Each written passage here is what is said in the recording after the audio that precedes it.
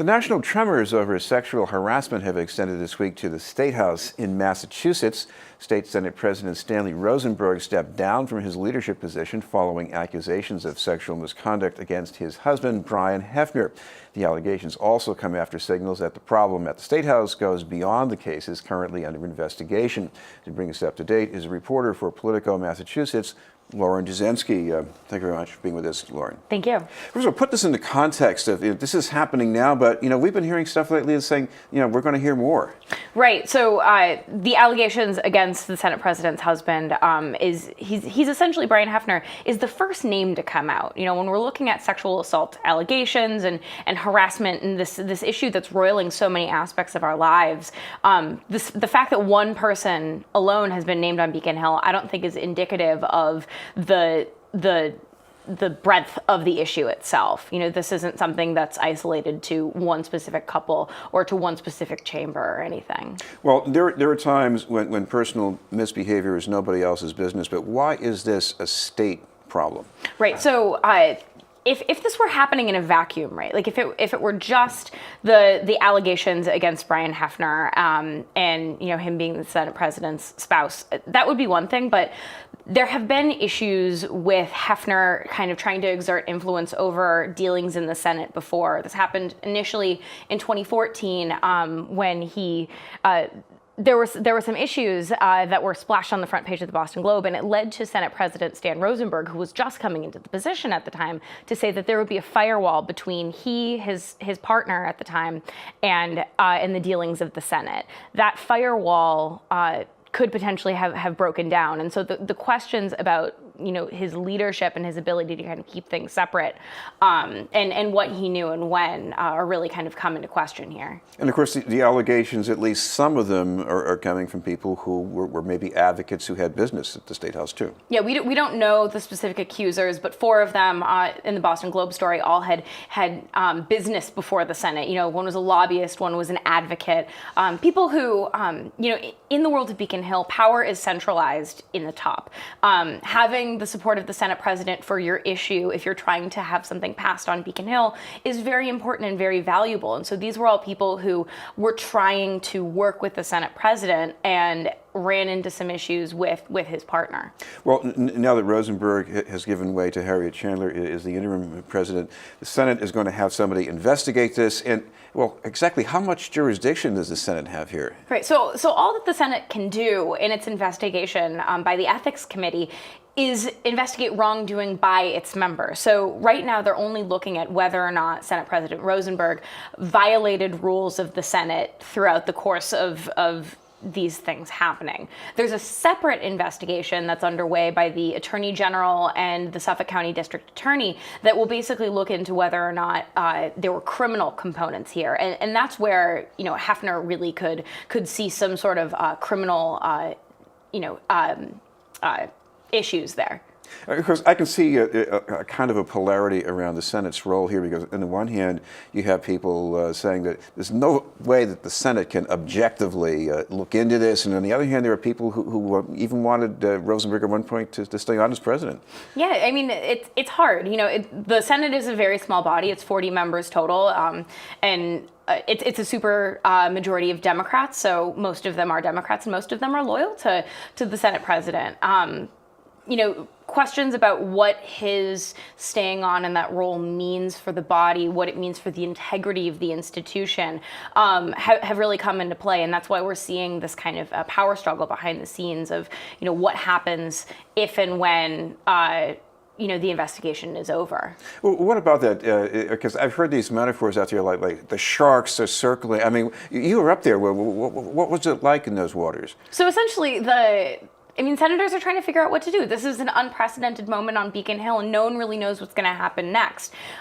It appeared that there was going to be a rare opening in Senate leadership to ascend to the Senate presidency. And so immediately, as soon as the news broke last Thursday, senators who were interested in it started testing the waters and whipping votes and seeing if they could get support. Obviously, none of them were successful. Henriette Chandler, the now acting Senate president, was number 2 in the Senate, so it made sense for her to ascend. She's kind of within that existing power structure. But the investigation will be over at some point. It stands to be seen whether or not Rosenberg will return to the presidency, depending on the findings of the investigation. Chandler said that she will step down. As soon as the Senate president is not exonerated.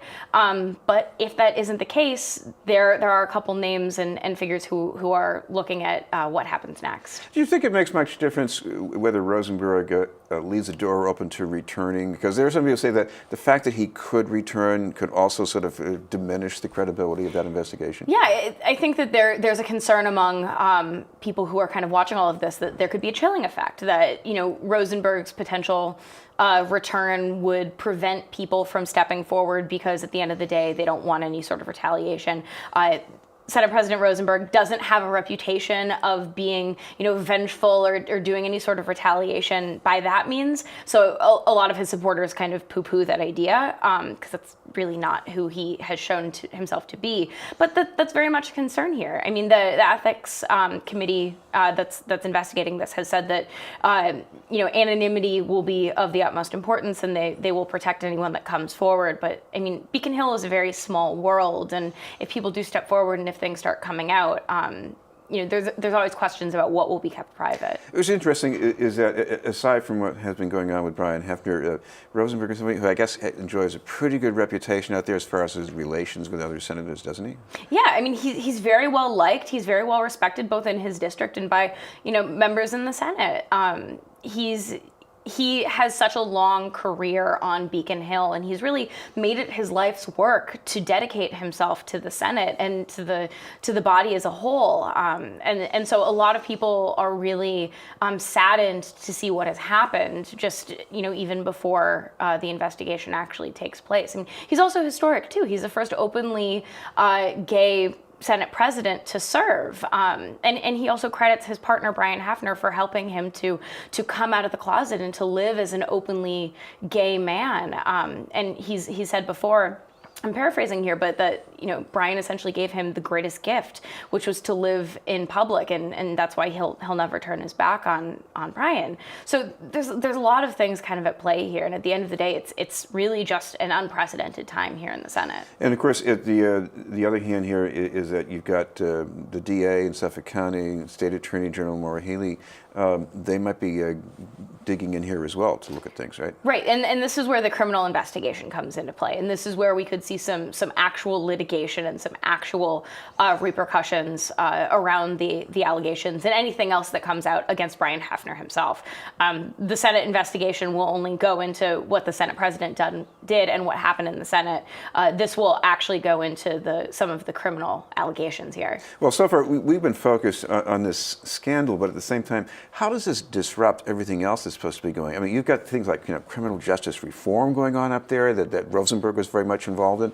What's going to happen? Yeah, we're about to enter into a very, very busy 6 months here on Beacon Hill. It's the end of the 2-year legislative cycle, which means that a lot of really, really big initiatives, including criminal justice reform, which has been a huge priority in the Senate, are all kind of coming to a head. And there had been tension between the House and Senate before. I mean, there always is at the end of session. And now this kind of casting doubt into what comes next, and no one knows how long the investigation is going to take place.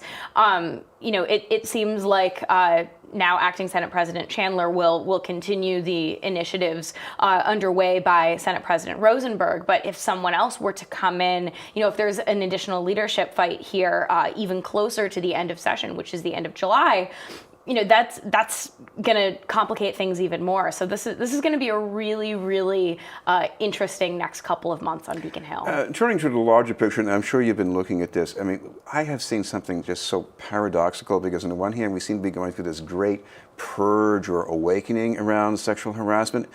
People are stepping down who were very powerful. And on the other hand, we've seen other people who were just sort of immune. It just sort of bounces off them.